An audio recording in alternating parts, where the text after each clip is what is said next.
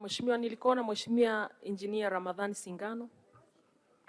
Asante Mheshimiwa Mwenyekiti. Mheshimiwa Mwenyekiti, mji wa Soni ni miongoni mwa miji yenye changamoto ya maji, lakini kwa kuwa kuna chanzo cha uhakika cha mto Mkuzu, ni lini serikali itaona umuhimu wa kumaliza changamoto hii mara moja?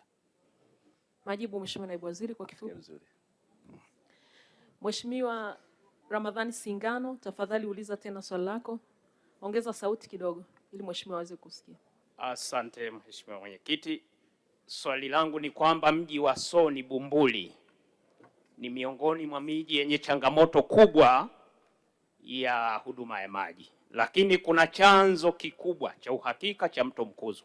Ni lini serikali itaona umuhimu wa kumaliza changamoto hii kwa kutumia chanzo hiki cha uhakika? Majibu Mheshimiwa Naibu Waziri.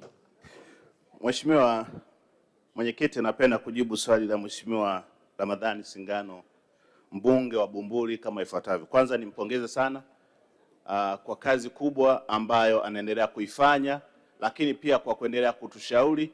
Yeye akiwa mdau wa Wizara ya Maji, akiwa mtumishi wa Wizara ya Maji, ameendelea kutupatia ushirikiano mzuri sana, hasa kutatua changamoto katika jimbo lake. Nimtoe hofu katika eneo hili ambalo Mheshimiwa mbunge ameligusia. Tunayo mipango ya kuhakikisha kwamba tunaenda kutatua changamoto hiyo, lakini swala la lini, nimtoe hofu, tutaenda kuingiza kwenye mpango wa bajeti ya mwaka 26-27 ili tuone namna ya kwenda kutatua tatizo hilo. Asante sana Mheshimiwa Mwenyekiti. Asante, nilikuwa